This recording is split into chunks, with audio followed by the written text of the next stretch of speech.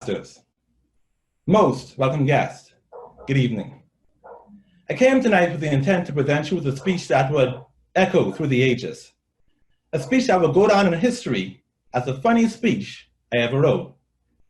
But alas, I didn't write such a speech. In fact, I didn't write a speech at all. I intended to speak off the cuff, to come up with a few clever things to say that would have you laughing out of your seat. But now that I'm up here, I can't think of anything to say. And you know why, fellow Toastmasters? Because I didn't write a speech, that's why. It all started 2 weeks ago. I was on vacation. At the beginning of my vacation, I had this grand plan of the amazing speech I'd write for you. It would have a grandiose introduction, a hilarious body, and a mic-dropping conclusion. But then I started vacation, and I did what every self-respecting person with 2 weeks of vacation and a speech to write does. I went to Miami. Oh, I started to write a speech. I started many times over, but each time I started, something would come up. The first incident happened at the airport. The agent announced that there would be a flight delay. So I thought, great, I'll use this time to write my speech. I pulled up my laptop and began to write. Fellow Toastmasters, most welcome guests, good evening. Then a voice says, hi, I'm 5. So I say, happy birthday. Oh, but it's not my birthday. Now, most days this would be cute, but today I have a speech to write. So I'm thinking, if it's not your birthday, then why are you telling me how old you are? But I just say, oh, okay. Then she asks, what you doing? I look up and she's doing this. I'm writing a speech. What kind of speech? A humorous speech.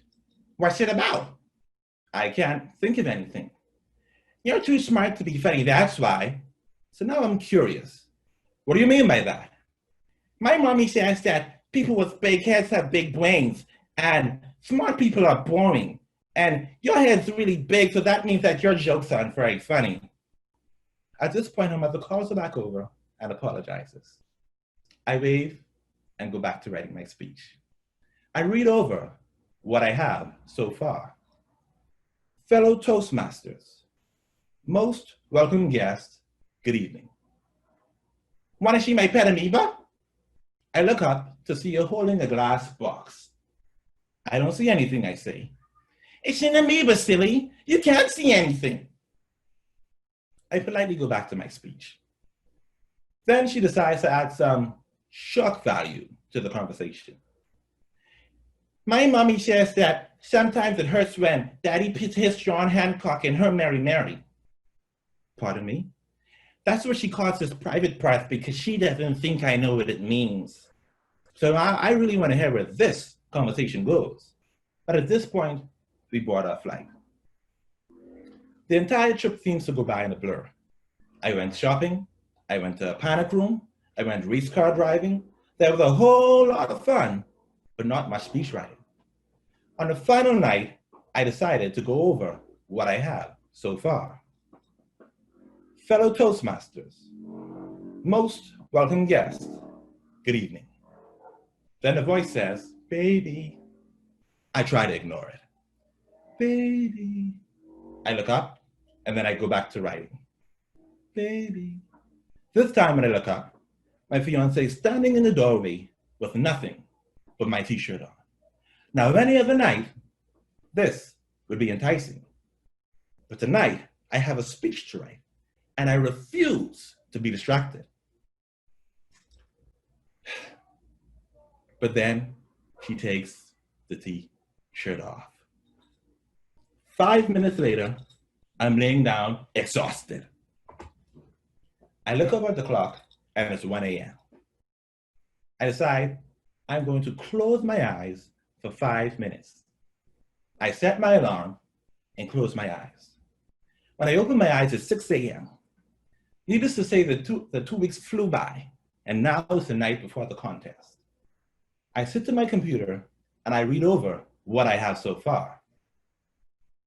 Fellow Toastmasters, most welcome guests, good evening.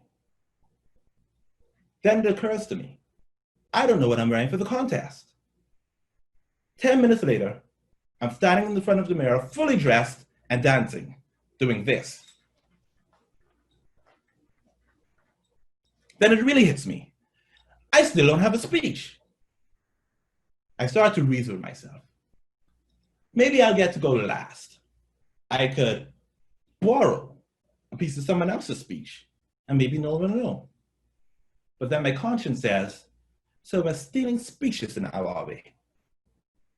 I sit to my computer and I read over what I have so far. I press save on my speech and I say to myself, you've got this, Rowshan. Your whole life is a speech. So without further ado, I give you my speech. Fellow Toastmasters, most welcome guest, good evening. Thank you.